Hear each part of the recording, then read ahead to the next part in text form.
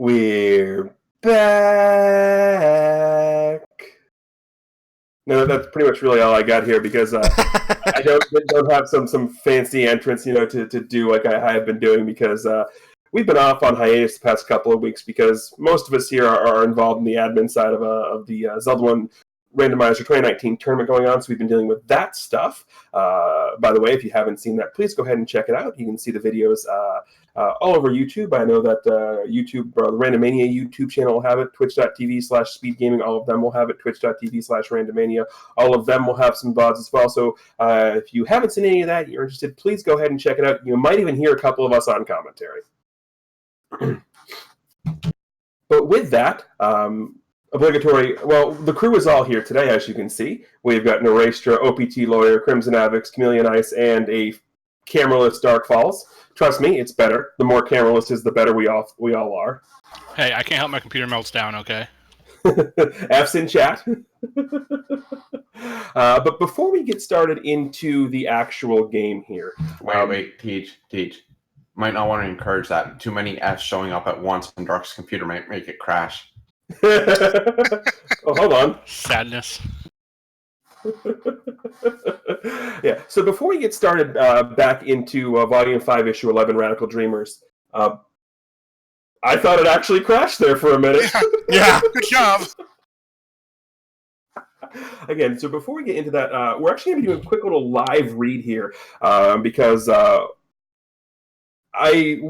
here. We're doing a little bit of a cross promotion thing. So coming out here in about probably the beginning of November, there's going to be a podcast starting called Paradigm Academy, and they put the call out for content creators for both podcasts and Twitch streams for about a 1-minute recording ad for some in-character or in-universe ads that they could put during breaks during their podcast. So we volunteer, we talked about it. So we're going to do a bit of a live ad read here just to have a little fun to sort of cross-promote. We're cross-promoting them. They're going to cross-promote us. So look for that when it drops. We'll definitely get you more information when that drops. But so yeah, we're going to do that first, and then we'll get into the whole on the cover and all of that stuff. So without further ado, we're going to go ahead and do that live read. So I believe, Lutra, it's starting with you, my friend. All right, hold on a second.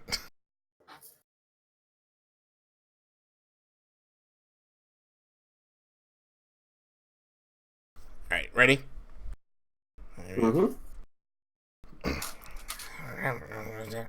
Okay, why am I here again? Well, it's simple. You're here to promote Kestrel Crunchies. You know that cereal about your friend?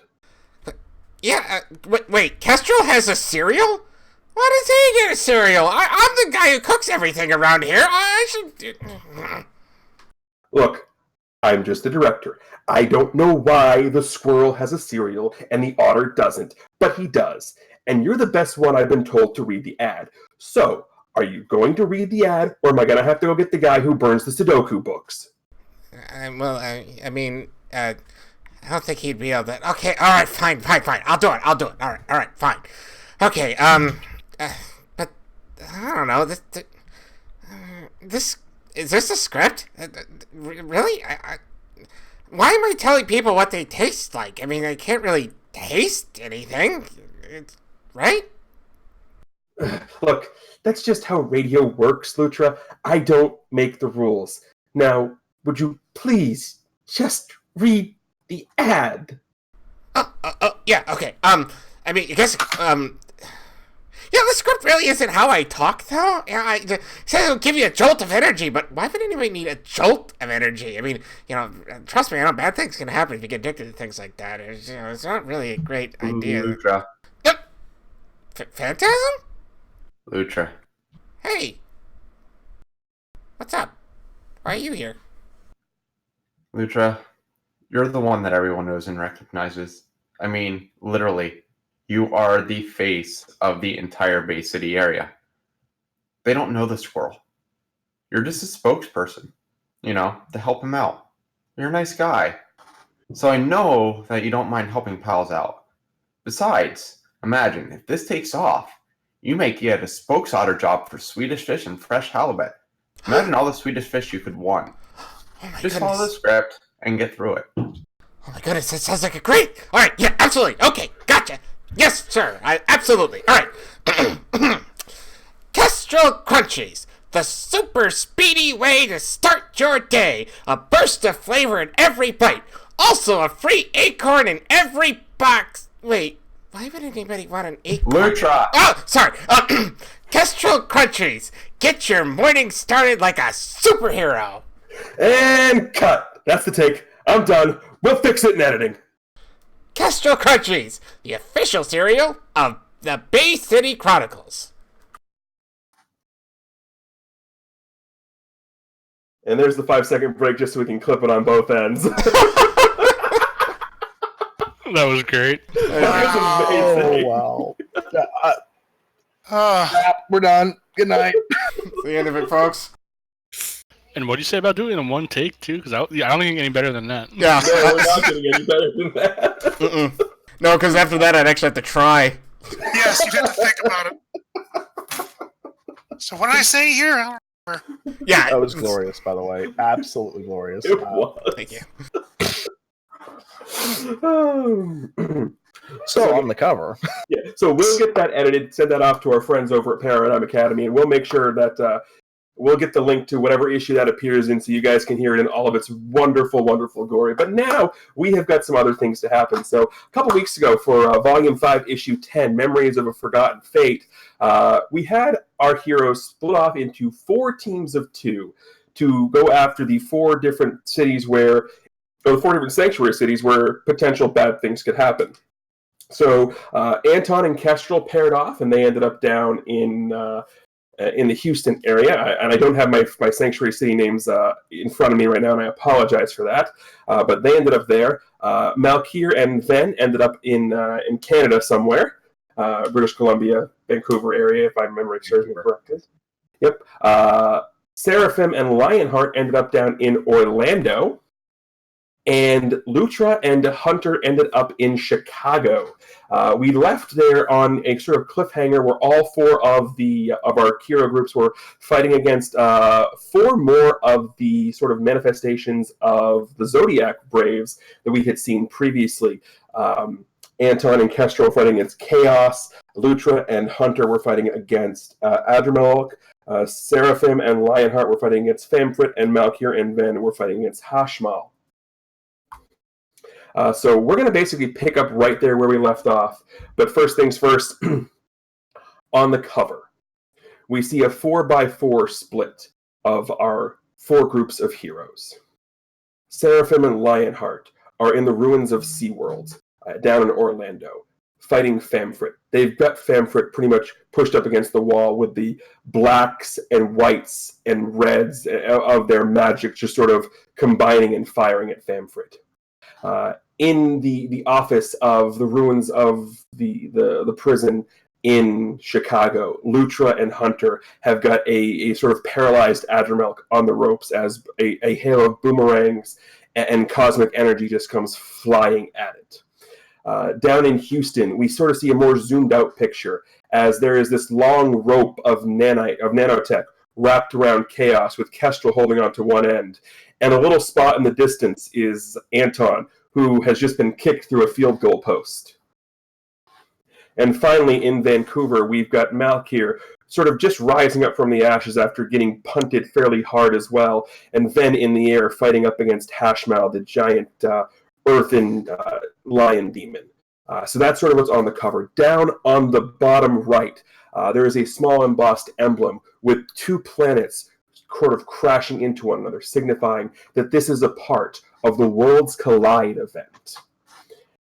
So welcome everybody to Volume 5, Bay City Chronicles, Volume 5, Issue 11, Radical Dreamers. We're going to pick back up immediately in combat. So as I've been describing, that's sort of the scenes, that beginning, that's the scenes that have sort of happened and sort of taken on here. So we're going to start back in Chicago with Lutra and Rebound. So based on the stuff that I have, it is Adramilk's turn, but they're still sort of trapped in whatever the paralysis thing that Lutra's cosmic energy was taken care of. Yeah. And could you just remind me, Lutra, what the save is to break out of that. Would be fortitude. Yeah, it has to be. I don't have any wills boosts. It's all fortitude. All right, fair enough. But what's the number I'm looking for? Oh, that would have been auto clap fortitude 22. 22. Okay. I don't know if this here. Nope, still paralyzed. So you just see trying to break out and not faring very well. So, Lutra, it is now your turn. Okay, I remember him having some sort of, like, retaliation for melee attacks, so... Yes, he does have the electrical aura.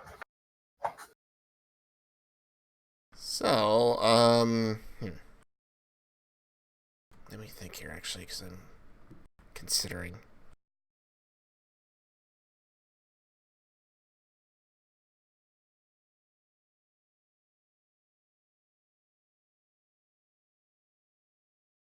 Alright, I'm actually going to... Yeah, I'm going to do this.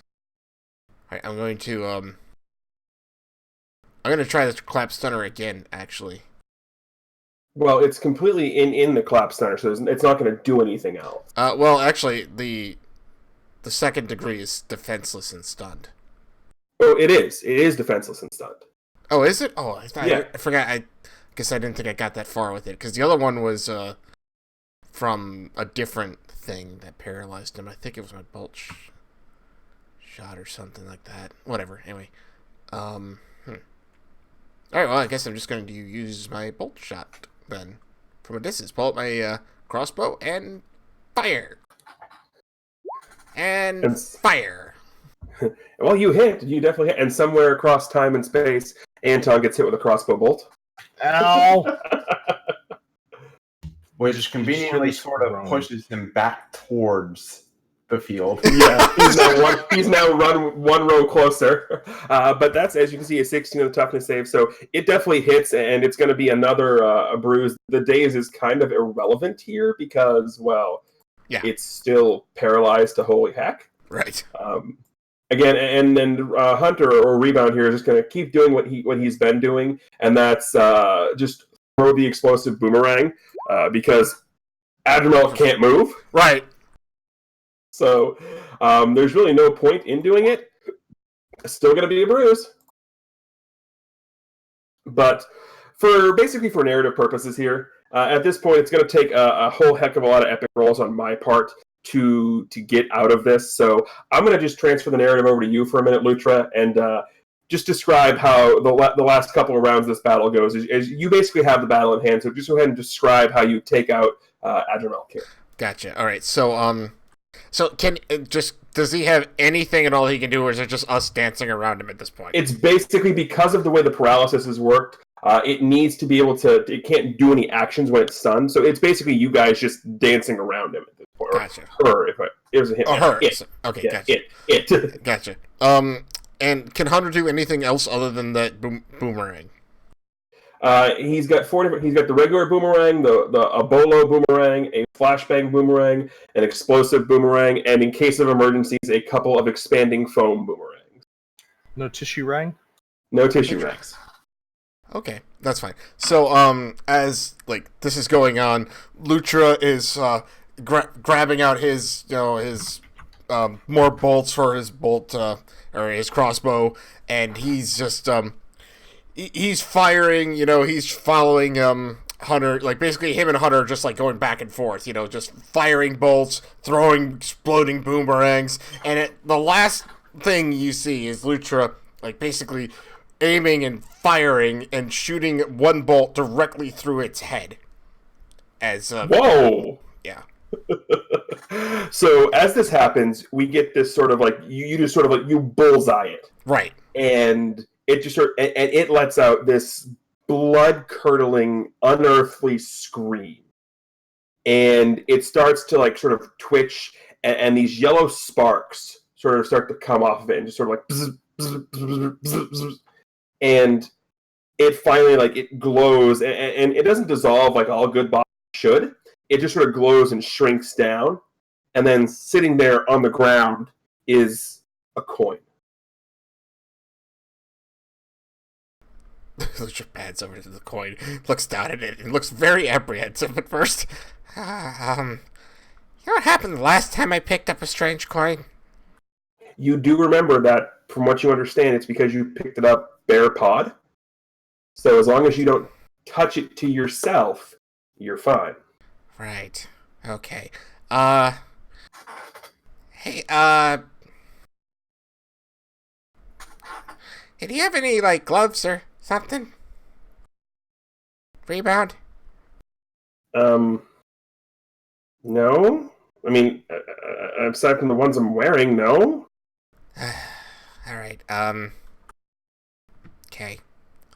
So, Lucha's going to, oh goodness, gonna take the duster off and basically use it to pick up the coin. If that makes sense at all. It does, yeah. No, so you're wrapping up the coin in the duster that you have. Yep, Fair exactly. enough. Okay, so with that, we're going to shift, and we're going to go ahead and move over to we'll move to Vancouver. So we've got Ven and Malkier happening here. So Malkier just got hammer blowed into the side of a building, got nice and revitalized by a refreshing wind there from Ven. So based on what I'm seeing here, it would be Ven's turn. Let me pull up that. Going to cut in and just remind you that he had the second effect burn still on. Yep, that is on your turn. So, but you did remind me of it. So you just remind me on your turn, and I'll roll that toughness save for it. I'm impressed you remember that after 3 weeks because I've forgotten. I haven't. I read my notes. Nice, yeah. At this point, Ven's going to sort of look at you and sort of nod, seeing that you're all right. He's going to just power up and just throw a wind blast right at. Actually, no, he's going to start. You just sort of see him like bringing all of this wind sort of around him. He has to take the full turn to charge this up, but he is just bringing just an immense amount of wind around him. He's charging up for something. Can I get Ven's attention to attempt a team attack per se? He basically he is sort of looking down. So if you can get anywhere, you absolutely can do that. So what I'm going to attempt to do is ride his wind blast into, I forgot what the guy's name is. Hashmouth? And yes, and use the wind blast to propel me into the weak spot that I've been targeting. Okay. Where I can cleave him. We can absolutely do that. So normally how I've been doing this combat is I'm doing one round and then switching, but because I really want to see how this happens, don't want to leave the suspense, we're going to do 2 rounds here just because it takes Ven a full round to charge this. So yeah, you can absolutely wait for him to charge it. And what's the toughness I have to roll for that secondary effect? Okay. So for my first move, I'm gonna climb out of the rubble, obviously. Yep. As it falls off around me, and I'm gonna look over at a hash mill and be like, "Kid, you're tough, but now you made me mad." And just go like full on like Hercules, Hades, just like flare up and go full on James Woods on him. Basically, just full of like green flame, just anger now. Okay, I gotta find out my move for my toughness save. Hold on. I think it's 29. I'm just gonna click it in the thing just to see what it Yeah. was. Nope, fair enough. Oh, god damn it! What? You'll see when it rolls. I wish I could have done that for my actual move, but whatever. Why is it taking so long for me to see this? Yeah. I don't know. Does anyone else see it? Nope. Not yet. Oh, In the right I'm just roll. gonna send it into the Discord.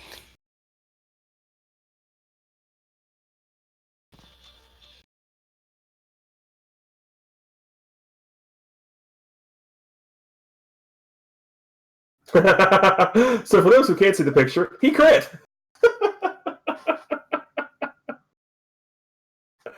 Yeah, I don't know why I don't see it over here, but so yeah, it's a 29, which Hashmo will roll.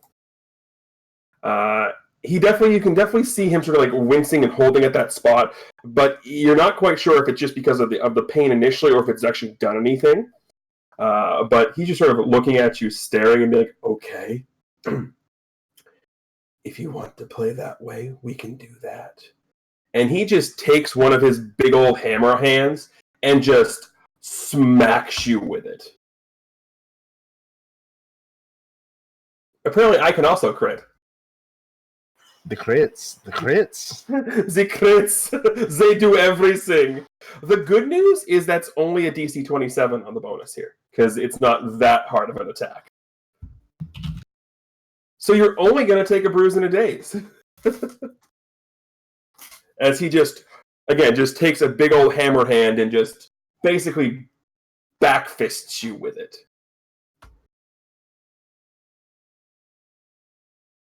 So we're going to continue on here for a minute. So basically what Ven has been doing is he's been charging up, and more specifically, he's been aiming with this attack to give it the bonus because he has improved aim on this specific attack. So there's just this massive amount of wind being charged. He just sort of looks at Malkir and just gives him a nod. So what attack are you using to ride in on this windstorm with, basically, Malk?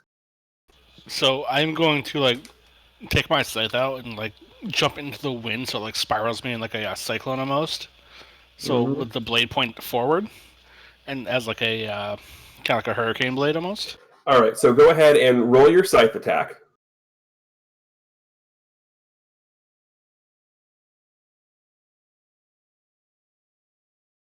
Okay. Wow. But there's another crit. So basically, the way team attacks work is both people roll, and you take the high result of the roll. But basically, I'm going to apply...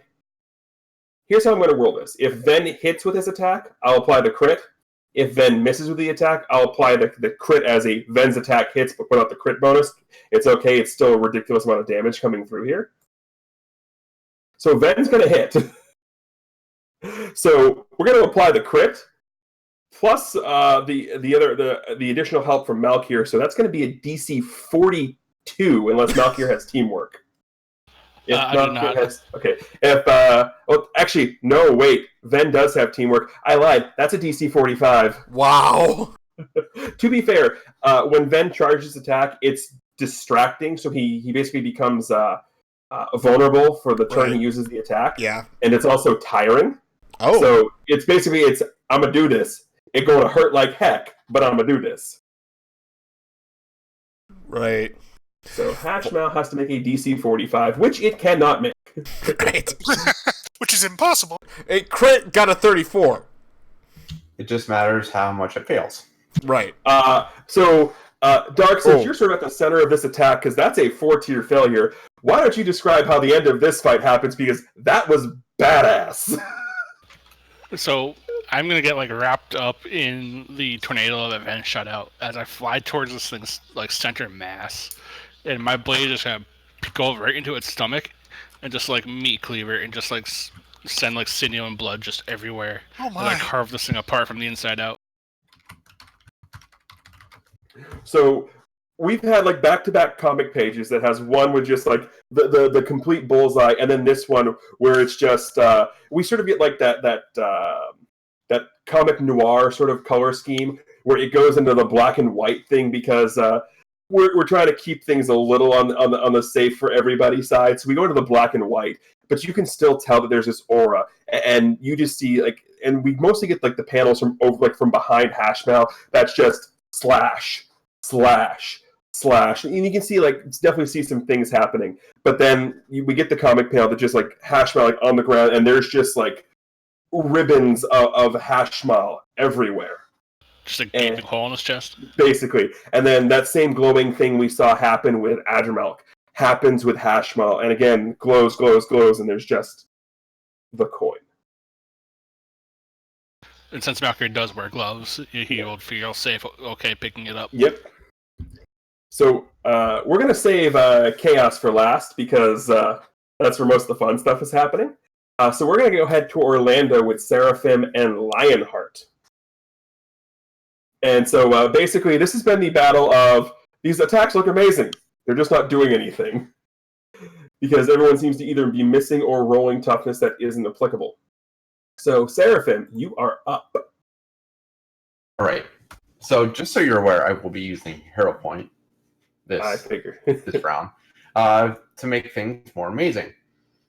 So, first thing I'm going to do is use this white binding. Well, nice. So, That would be a DC 27. Yes, and then the save is a will. Will save. Okay. Ouch.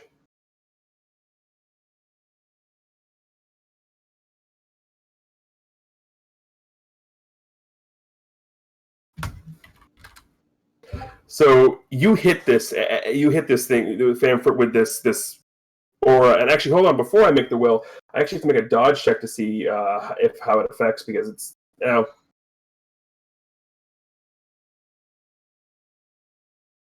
Okay, so no, the way this works is because it's a dodge check initially, then a will save. So it's a dodge check to avoid it, then a will check to break out of it. So ignore that will roll. That dodge check is what you wanted to see, because 27, correct me if I'm wrong, but that's going to be 3 tiers of failure. So I'm again going to cede narrative control to you.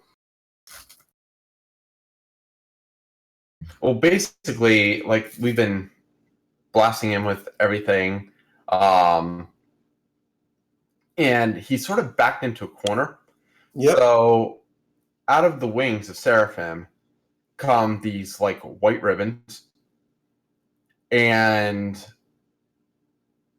they basically wrap around his arms and legs. And then one wraps around his neck until he passes out. Nice. Jeez. And then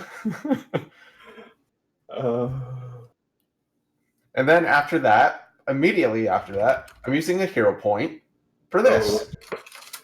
I think I know where the. Oh boy. So TG is gonna understand this the best because imagine a Maria type move Oh, from Record Keeper. gosh. So basically, what happens This comic panel is going to be amazing. is Seraphim pulls his winged blade out and sort of flicks it to where a string made of light shows up. And then he engulfs himself in flame, pulls back on the string, and as he pulls back, 3 arrows appear on the string, and he launches them in the air. They go up in the air, and then they come down right at Famfrit and basically explode on impact. Nice.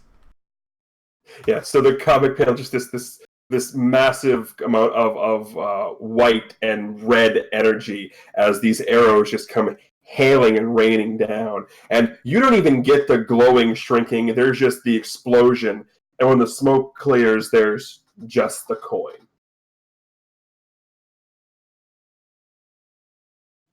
Yeah, critting on that to paralyze him and sleep him. Yep. So yeah, remember that cliffhanger we ended on last time? Maybe we didn't need it. We just needed the 2 weeks to kind of prepare for crushing everything. Yeah, apparently. So those 3 are now taken care of. So now we're gonna jump to Houston, and Anton has just been punted or field goal actually. So we get a zoom in of the scoreboard, and it says Chaos 3, Kestrel and Anton 0. Because field goals are worth 3 points. Almost more points than the Dolphins have scored. Oh. See? Still more points than anyone on the Rams scored this week. We're talking fantasy football there, for those who don't know. Anyway, so Kestrel, you just saw this happen. What do you do? And now for something completely different. You two have had 2 weeks to plan this. We Is have. this not the most epic thing ever? I'm going to be very disappointed in you two. Kestrel sees Anton flying through the field goal there, and he immediately panics. He sees him get knocked out. It's like, Anton! And he gets really upset. Now, he has an idea. He's going to zoom over towards Anton, leaving the rope end behind. And he's going to try to take a hold of the Anton off him. He's like, okay, we don't have much chance. You're in danger. I don't know if I can handle this on my own. I'm going to need this. And he's going to take the Anton off of Anton, which I'm told is okay. And he's going to interface with this thing and say, All right. Whatever you are. Okay, so before we go into whatever move you have planned, Yes. describe what happens when the Anton joins with Kestrel. Describe how that looks on the comic page. When Kestrel takes off the Anton, he has a moment where he's like got it in his hand, it's kind of like wrapping around him.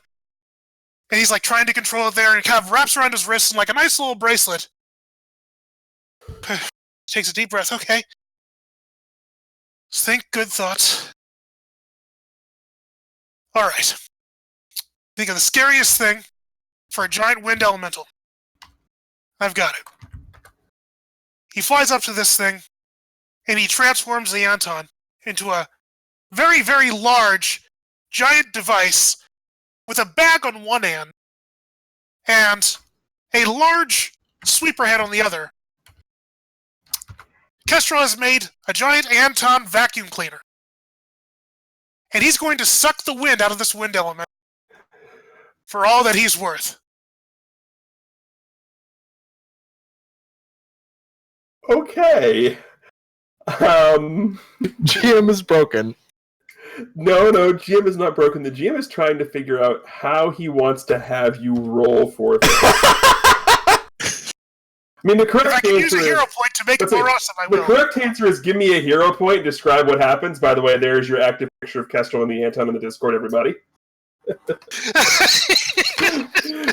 it's just a picture of a stone with golden puppy teeth in what appears to be tinfoil armor. Please put that on the screen, OPD. Right now. I'm working on it. Yes, if you would like to spend the hero point, I will give you narrative I will definitely spend the hero point. because I don't have an answer for this, and it's just much more fun for you to go full on Ghostbusters with this thing. Alrighty. Yeah, I'll spend the hero point. So minus one of those. And Kestrel lets this thing rip. And it's the loudest vacuum cleaner you've ever heard because it does not have a hush. And it creates this large pocket of zero oxygen on this wind elemental as it sucks in everything throughout all of its holes. And just takes it all in. It's like, and he just kind of holds it and says, "Hold steady! This is for Anton!" And he's kind of like waiting for it. Is it done? I'm just imagining we get this like panel of like basically like picturing a squirrel trying to hold a fire hose where he's holding it up and he's like flinging off the back, so he's like holding on to it. It looks like he's flying off the ant. Like his tail's flipping in the air. So we get a comic panel that just chaos looking at you like what the heck, and then realizing, oh my god, this thing has way too much suction, so it's trying to get away and it's reaching and it's digging up. It's like it drops to the ground, it digs all of its swords into the ground and it's trying to just steady itself, and you're dragging all the swords, so it's like carving a path in the middle of this decrepit football field until we just like get this, and we just hear this sound, and the bag on the back of the Anton is almost ready to burst, but it's a nanotech bag, and then the bag starts to glow and then shrink until it's back to its normal size. That's weird. So like, is there nothing like in front of the vacuum cleaner anymore? You sucked up the whole thing. Okay. Kestrel's going to like undo the Anton then to empty the husk of this thing out in the ground. As you empty it, there's a coin. Huh. What's it look like? It is basically, it's just a bronze coin, and if you look at it, hold on.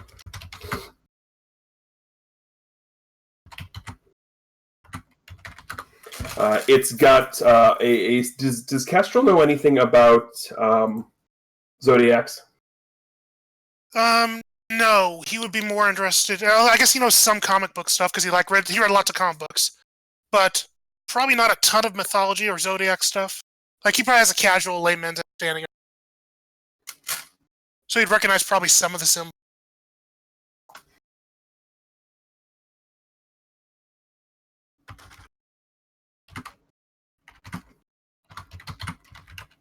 So you look at this coin, and there is a picture of a bull on it. We were told it was Taros, so that makes sense. Does it look at all dangerous, or does it look like just a bronze coin? It looks like an innocuous bronze coin. Ketchell's gonna pick it up and just kind of look it over. Roll me a will save, please. Okie doke.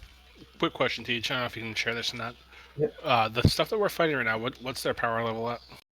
I would have to look them up in Hero Lab to get you the actual PL, but usually the way I tend to do it, if you want to peel back the curtain a second here, usually how I tend to do it is I tend to go, if you're fighting it as a group of 4 or 5 in this case, I tend to go 2.5 to 3 power levels above you guys. Because I knew going into this, you guys are going to be fighting these in groups of 2. They're probably all approximately PL 13 to PL 13.5, give or take. The reason I ask is one of my good real life friends is actually in chat watching, and she was curious how the power levels work, and you'd be the better person to ask than me because I don't really follow as much as D&D. So yeah. So if we want to peel back the curtain for a second here, as you find this point, basically the game is set in power levels. Every 15 power points starting out will get you a power level. Basically what that means is the power level that the game is at here specifically is a power level 12 game right now, and that means everything is sort of either base 10 or base 15 off of that power level. So with this being a base PL 12 base game, you'd see the average difficulty class for a normal attack is going to be DC 27, like you see there for the Morning Fire attack that you saw Seraphim use. So basically that's what power level is going to handle. But basically as a GM, that's how I tend to do it, is if I know there's going to be a split in the group, I'll adjust accordingly. If there's not going to be a split, I tend to go 2 to 2.5 power levels above what the game's power level is, just to make it a challenge. Because 1 PL12 versus 5 PL12s, the 5 PL12s are going to win. Until we all roll like dark, and then it's not so pretty. hey, I had a 20 that round. Hey, He rolled 2 20s. He crit like a champion. It was a boss kill. Of course he did. True. Okay, So- field goal. Be quiet. None of us were around to steal it from. That's the surprising thing. Exactly. Yeah. Okay, so all right, make note of that. Will result for later, but yeah, you have this coin in your hand. Alrighty. I'll put it in a satchel I'll put it in my satchel for now and go and see if I can help Anton out and resuscitate him. I do have one more question to ask. Kestrel does not wear gloves, does he? He does not. No, Okay. he wears goggles. About it. Beautiful. Nice knowing you. That's yeah, that's bad. I have fur on my hands. Does it count? Didn't come for Lutra. Anyway, you're going to see Anton. Go ahead. Yeah. Going to go over there, give Anton the Anton back because he probably needs that. I'm not sure if it's going to interface with. He's unconscious. And you're kind of groaning. Yeah. So at this point, combat's over. So you can wake up however you feel the need to, Anton. Hey, Kestrel. I had the weirdest dream. Something about snake dogs.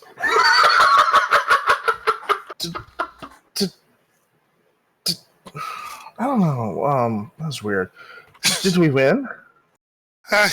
Yeah, Anton, we did. We did it.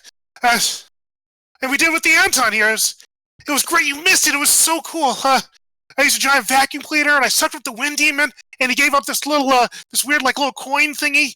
And you didn't touch the coin, did you? Yeah, I got it right here. And he pulls out the coin from his satchel. I was like, "Is this? I mean, that's okay, right?" That's probably bad. Do we put it in a bottle or something? You've already touched it, so you put it in your satchel, and don't let anyone else touch it for now. We'll figure out what to do with it in a minute. Are you gonna tell me what that means? Well, last time one of us touched it, Lutra ended up being controlled by an evil water lady. That he named Dev. So, since this came from a wind creature, that might be controlled by an evil wind lady or a guy or something? Yeah, probably. Okay. Yeah, that's going to be a thing. All right. Are you okay, though? You took a really heavy hit. I hurt. pretty bad. We can get you to a healer. Lutra! Lutra can patch you right up. Oh god. I'll take my chances with the Anton. Well, here you go. Sorry for taking it without asking, but it was kind of hard to ask. No, absolutely fine, Kestrel. Anytime that happens, you have my almost complete permission to take it from me. So as this is all going on, as everyone's sort of recovery, what's going to happen is sort of out of the middle of the area where you guys were all at, a sort of like a beam of light or like a magical. For those of you who have the ability to sense magic, which I think is just Fen in this case, we'll know that it's some sort of magic or something. But there is definitely a beam of light that conveniently enough sort of matches the color of what you were fighting. So you get blue from Fanfrit, you get the yellow from Adramilk, you get the green from Chaos, and you get the brown from Hashmal. And depending on where you are, depends on where they go. But they all start like this big beam of light just starts arcing over the horizons, depending on where you are. And nobody has like distance vision, do they? Distance vision? No, I don't think. No, I think I've got a pair of binoculars. Yeah, so you're not going to be able to see this in detail, but you will definitely see, we'll get the pullback comic panel that's sort of all four of these beams of energy sort of converging in one spot above something. Like they've all hit the same spot, and now we just get sort of get this crackling of energy, and then it all just shoots downward towards whatever is beneath it.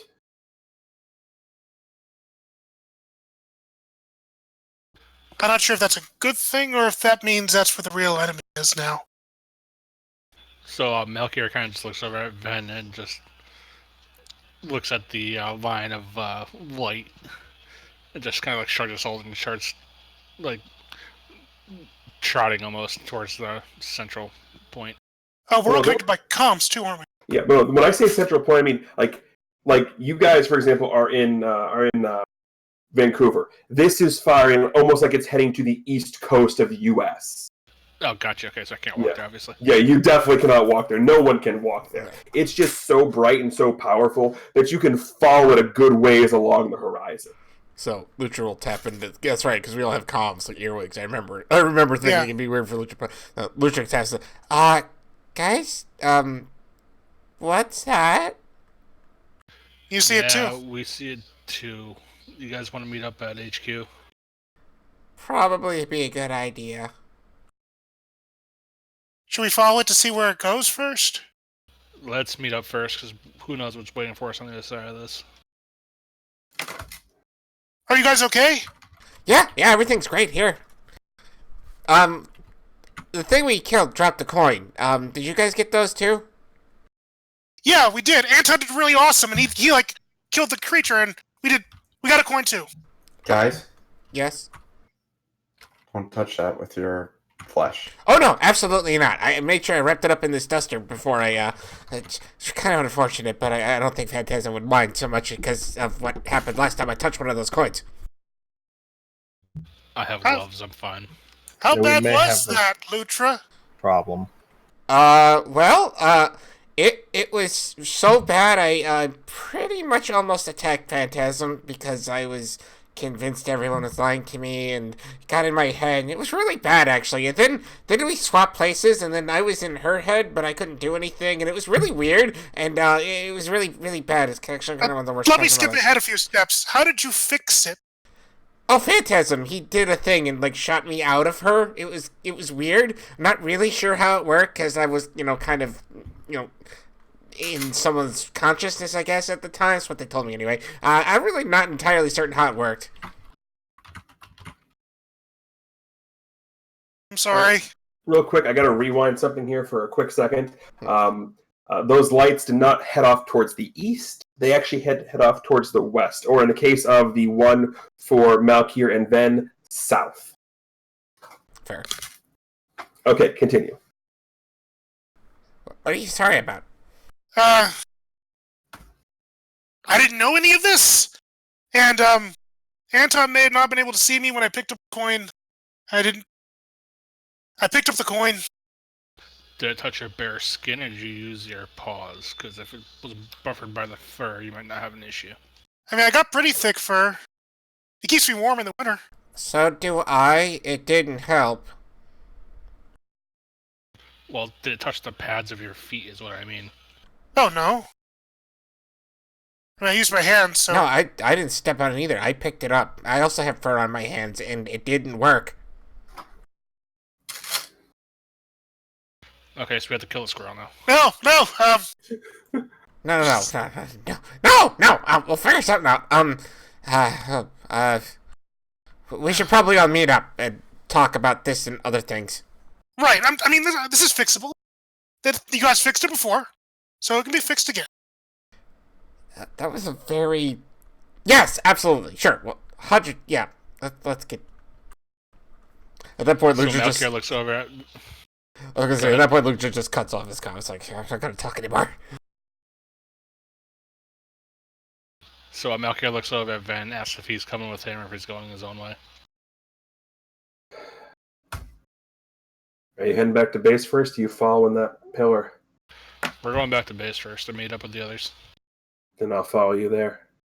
So Malkier reaches over and just grabs Ven by the shoulder and snaps his fingers and disappears into the flame and comes out in the fireplace in the base. Is this at Stormbreaker? Are we meeting at Stormbreaker Tech or the Presidential Palace?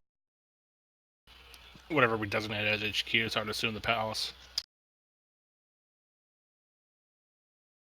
Well, actually, no, our HQ has always been right at Stormbreaker, so yeah, it'd probably be Stormbreaker.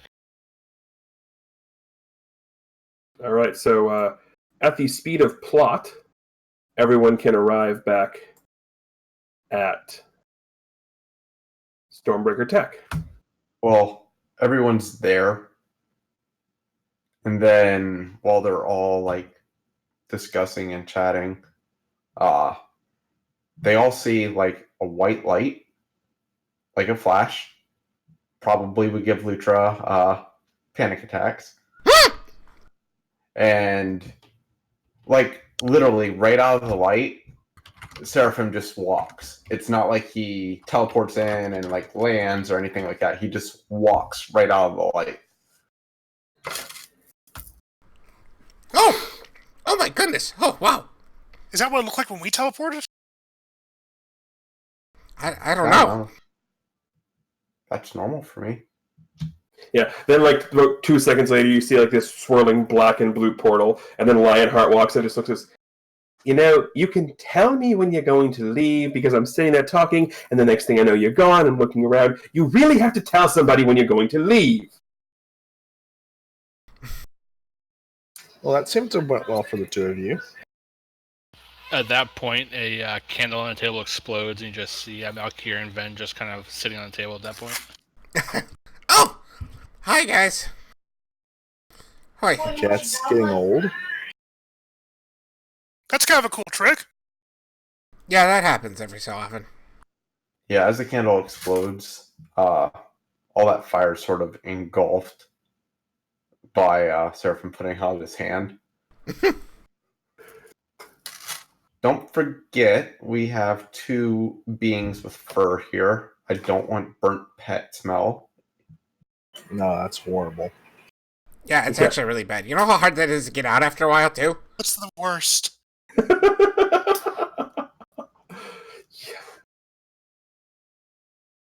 hear lemons work really well for that, though. Oh, I'll try that. Yeah. At this point, Remo's like, I gotta go. And he just sort of bounds out. Oh. No. Oh, okay. Okay. Victor walks over to Kestrel, kind of kneels down and looks at him and is like, okay, how are you feeling right now? I feel fine. I mean, maybe that was just a fluke what happened. So I don't feel like anything funny happened. Kind of stares at him for a bit, like, yep, that's probably a problem.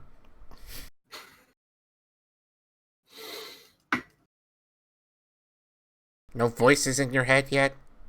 No. Okay, the moment you hear a voice in your head, 1, don't trust it. 2, let us know. Yeah, definitely the second one. Definitely the second one. And the first one. Don't trust it. So at this point, you just hear Van going,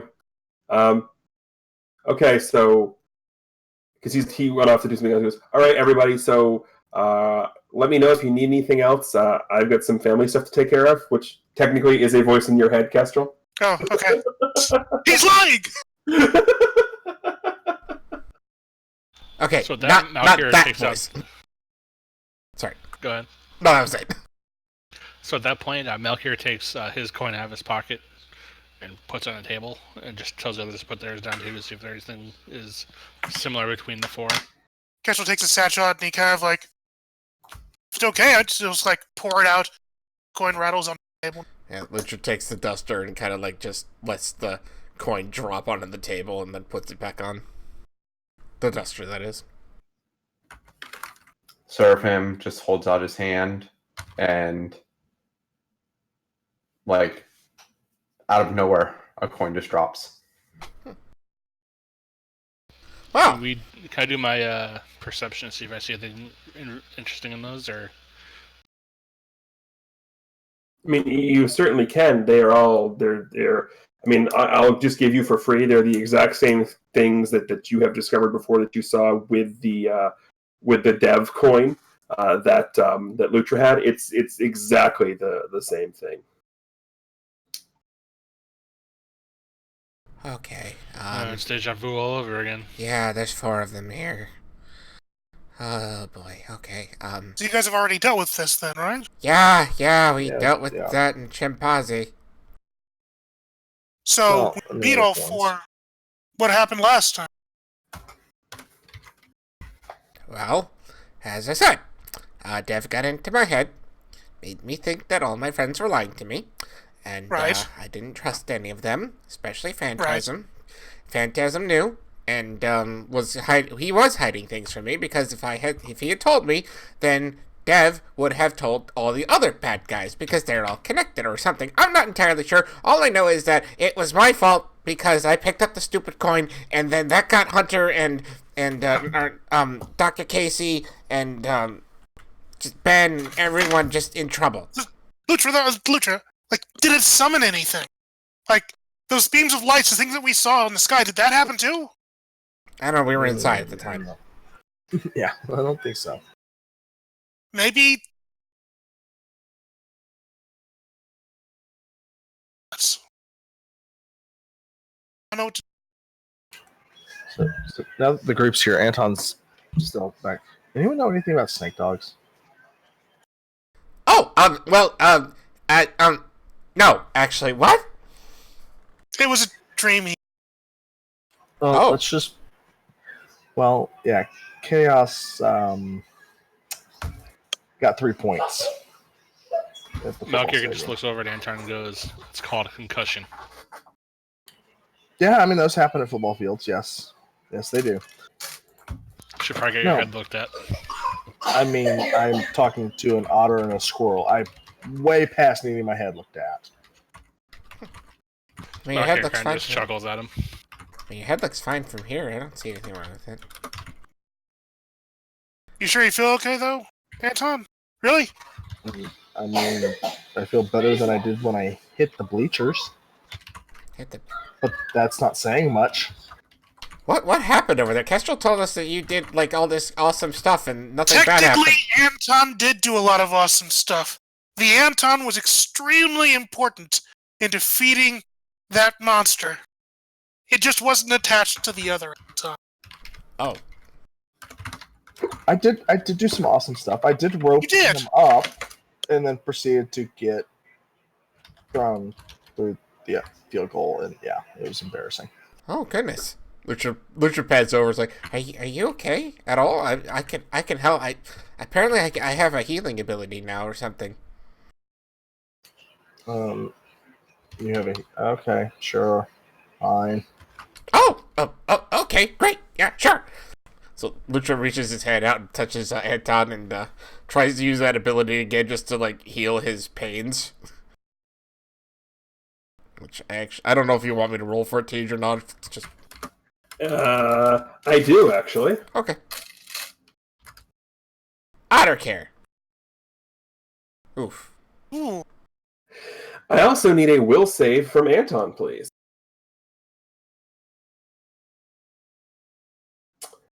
Okay, because we're out of combat, I'm not gonna say that it doesn't do anything. I needed that for some other information. So you feel revitalized and refreshed by far, Anton?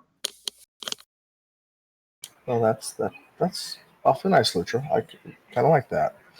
Huh. Yeah, you're welcome. Yeah, no, I'm not really sure how it happened, but I think it had something to do with Ven from our world. Like when he healed me or something. It's like I feel like I can do that now. It's awesome. Well, that's kind of neat. Now, what's for lunch? Oh, I don't know. Oh right, they have everything automated here. I can't cook anything. Why didn't we go back to the palace? This place is boring. I feel like we just had a feast. We did. It was great. Yeah, I just got punted through a field goal, so yeah, I'm hungry. I deserve some food after that for Yeah, sure. I'm actually getting a little hungry too. So while this whole discussion is going on, Phantasm, Seraphim is over at the coins looking at them. Probably with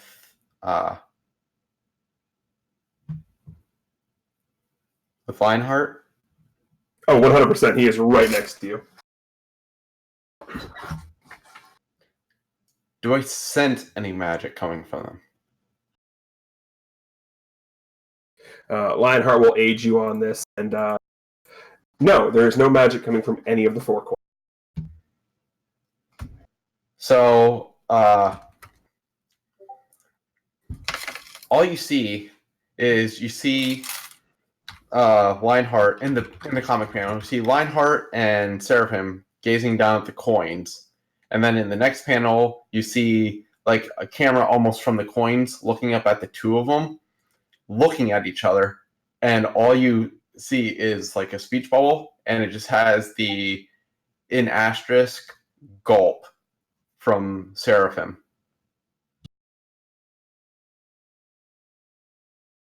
Yeah, and you just get the next comic panel, just Lionheart's face, and it's just white, and he goes, New Hope, and he just has a, oh no. Lutra, Yeah. you said you've encountered one of these coins before, right? Yeah, it was awful. And the soul of the coin holder, for lack of a better term, possessed you. Yeah, that's exactly what happened. And you're feeling nothing, Kestrel. No, nothing at all. I don't think it was instantaneous. There's no magic radiating from these coins. What? That's bad, right? So It are you means saying this- these are fakes? No. The souls didn't stay with the coins. Is that what that beams of light that we saw over the horizon was? Were those the souls escaping?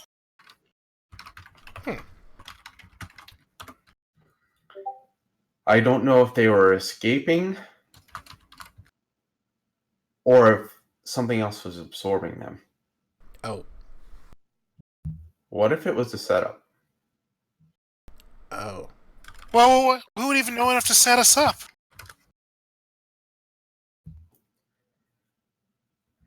Malkir, what direction did you see the light in? It was heading down towards the south. And mine was to the northwest. So they're all going to the same location, is what you're saying. Yeah, I was just going west too.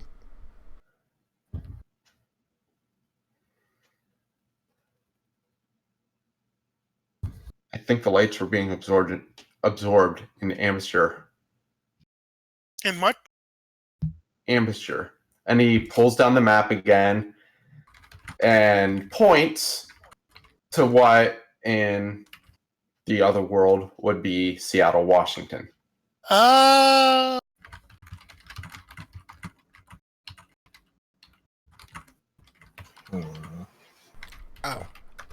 So that's our next target then, right? Or it's a trap. Or both. Wait, were we supposed to kill these elemental things and send the magic or souls or whatever that direction? Possibly. Oh, wait a second. Oh gosh, I just remembered something. Okay. The whole thing about the crystal and absorbing all the energy, or whatever. Oh, she needed to absorb the energy from the powers that we were actually trying to guard. Was that power actually what we just sent over by killing those elementals above those spots of power? Quite possibly. And that means that I know where her crystal has been located. She's housing it at her citadel. Oh. Well, that seems like a common place to hide something like that. For the record, you all Not- can take a hero point for accidentally, or maybe purposely, furthering the villain's plans. So Whoops. really, I wouldn't have expected her to go there because the area is,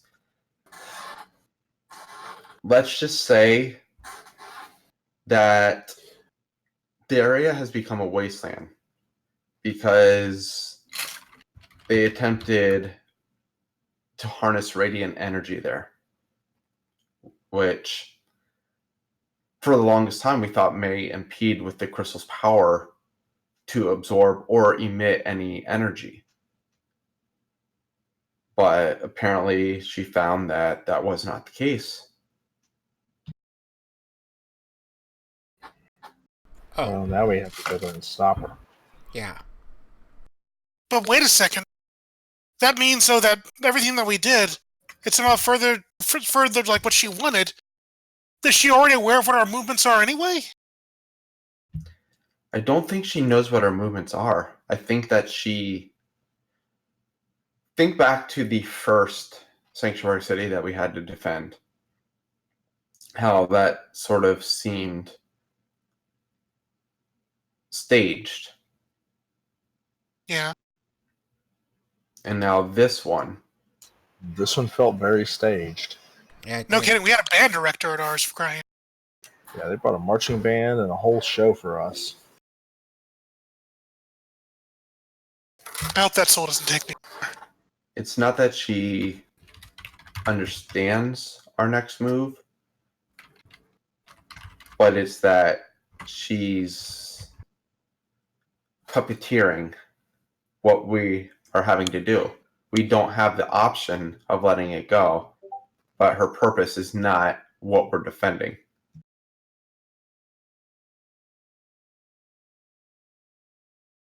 I guess what I'm getting at is I'm just...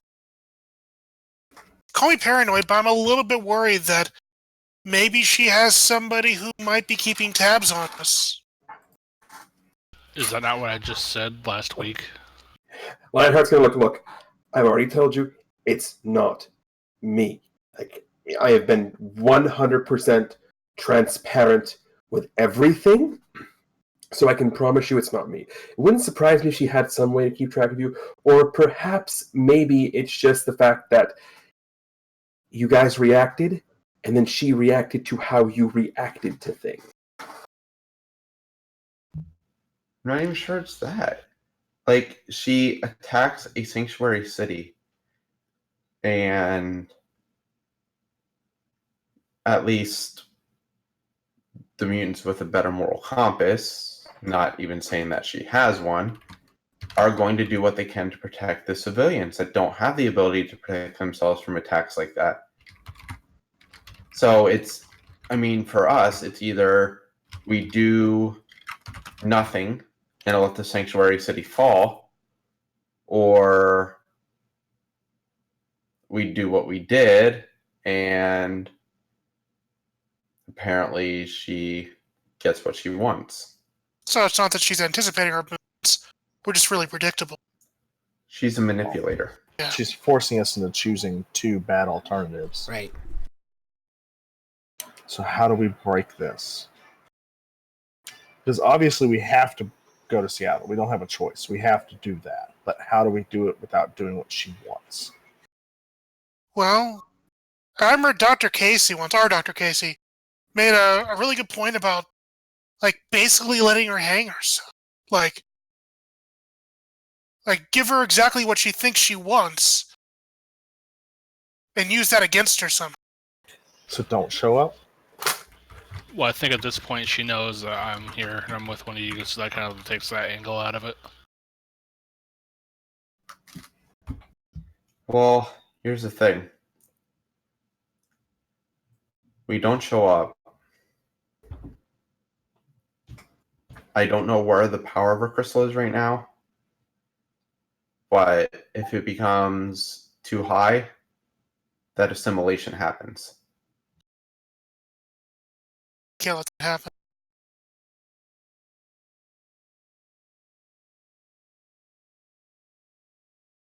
So do we split up again? I don't know that went well for us the last time. Yeah, that seemed kind of dangerous. I'm not saying we split up, but here's the problem. And for anyone that's seen or played Final Fantasy VII, Seraphim sort of hits a few switches, and basically a planetarium appears as holograms. Ooh. So here's the theory on assimilation. I'm not sure how well versed you are with it in your world, but it has been a hot topic of discussion here for quite a while. Because she has done so much research into it on this side, hoping to find a place where she can sort of fight Strange while still retaining her power. And what happens is in the center of the world, the core of one world tries to meld itself into the core of the other. And from there, shockwaves will go out and slowly terraform and change the world that you know into our world. And if she succeeds in doing this, then obviously the world you know is no longer in existence. However, there can be some dangerous aspects to it. We stop her at the wrong time during the assimilation. The terraforming never happens, but all the changes that happen in your world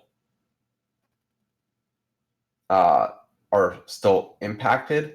So you may end up leaving a half-destroyed world. Oh.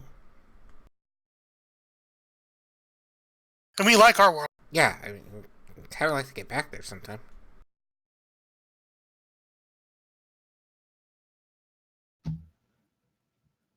There may be ways that we can do it to where we do prevent the assimilation from happening, but we don't eradicate all the changes. And hopefully the only difference between your world before and your world after would be that people from this world would now exist in your world.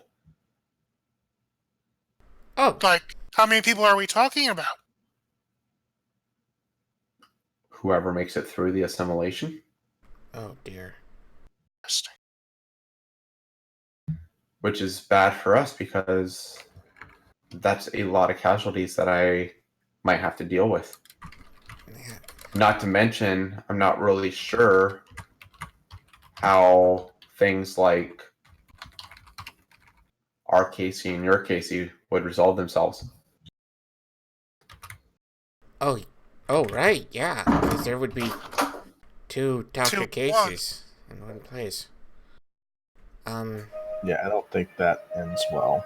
Something about crossing the streams, big explosions, death, destruction. But it's also possible that we could maybe take people out of a bad situation in this world and take them to our better world. Right? Like, things are kind of rough over here, to put it mildly. At least in our world, the worst we have is, like, they're gonna be discriminatory towards metahumans, and we're kind of taking care of that. No, we're not right now. We're here. Well, I mean, everybody who was in charge of that is over here now causing problems. No, there was that other guy doing some of that too. Well, he was just one of them, though, wasn't he? He's still in charge. Yeah, there's no reason to think he would have stopped. Yeah, I guess not.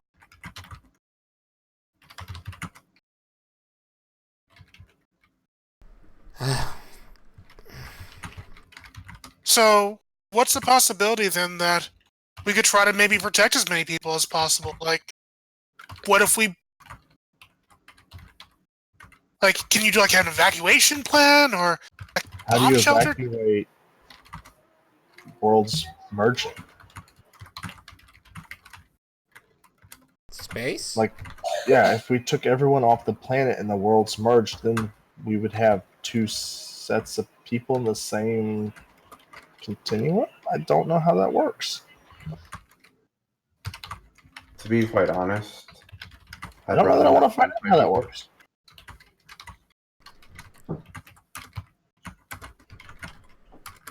So is there any way to just stop this whole process? Like, just stop it? Or to reverse it if it starts? I feel like the whole conversation should be geared towards preventing it from happening, but I agree. I don't know. I if absolutely How do we agree. prevent it?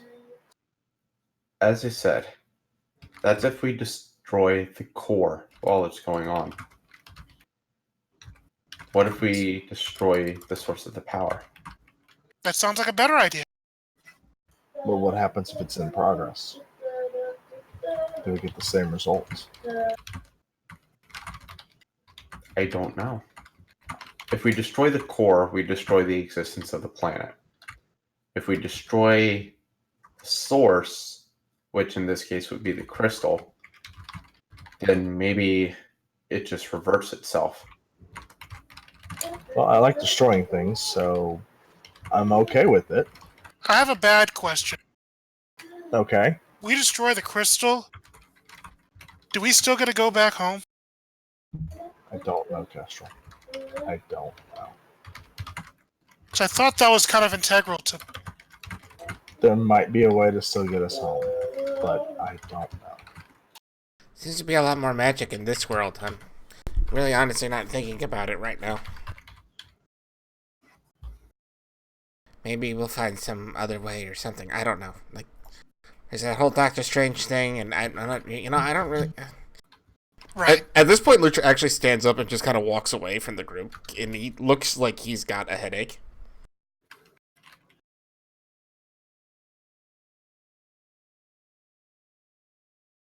We just need to focus on solving...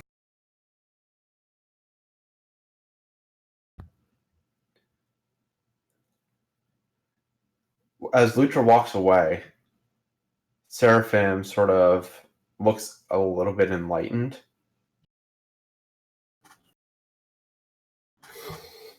And he looks over at Lionheart and he says, Steven. What about him? His name's Lion. He may be able to help us. Yeah, but we don't know where he is.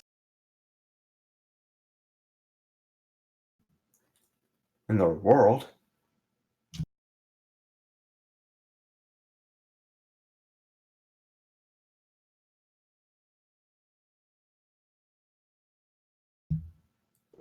I have a crazy idea.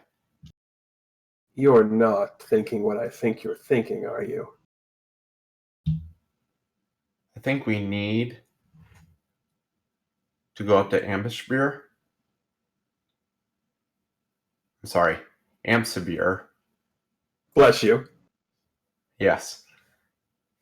I think we need to go up to Amphibir, but not to destroy the crystal. I think we need to harness its power. And trigger any beings that would be able to sense that to come in. I think we need to send at least one of you back to find Stephen Strange so he can create a portal for you guys to take the crystal back to your world without Darkheart. And she wouldn't be able to follow it. That. If Mother's crystal leaves here, that's her power source. She'll have the power she has, but every time she uses it, it will slowly go away. So she'll have to be very careful. But yeah, it would effectively neuter her. Which means we could then beat her up. Similar to your world. However, if she's able to go with it, then the power in your world would be limitless for her. It's a dangerous move. We can't let her follow it. It seems like a best play, though. Yeah. We send Malk here. He's Why able Malk? to tell because he's able to teleport through fire sources. Yeah. He'll be able to find Doctor Strange first. It's very likely.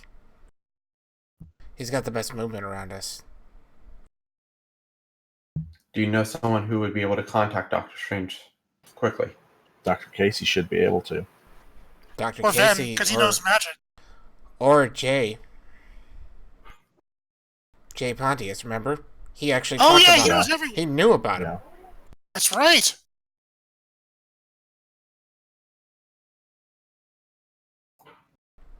Has Malkier met Jay? Yeah. Oh yeah. You could say that. Okay. That I think you're right. I think that's our best play. Yeah, I think we have to... If we can send someone back, we have to send Malkier back to hook up with Jay and find Doctor Strange. That might not be the wisest of moves. Last time we got together, it wasn't exactly amicable. But this is kind of important. I mean, don't you think you'd be able to set that aside? I'll go. Lionheart speaking. Wouldn't it be better for someone from our world to go, just in case there's one of you in our world? I guess I have to then. Well, the reason I said I'll go is because if something goes completely wrong, I'm not going to get completely overwhelmed by the power that's setting me through time. I at least have the magical capability to at least hold myself together. If something goes completely wrong, who knows how it would affect anyone?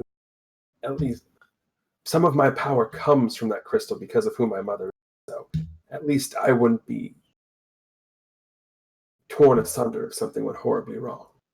Yeah, remember, we don't know what we're harnessing with this crystal. Oh. Well, sounds like it's time to storm a castle. Yeah. Again. No, we're good at this. Last time I was floating in the sky, though. Well, I'm sure this one will be too. Yeah, that's a good point. Well, we turn the page, and we're going to get the six of you. Seraphim, Lutra, Anton, Malkier, Kestrel, and Lionheart. And you walk up, and you'd be surprised. It's actually not floating in the air. Oh, I'm disappointed. But this is the scene you come up to. And this is the panel at which the comic is going to end.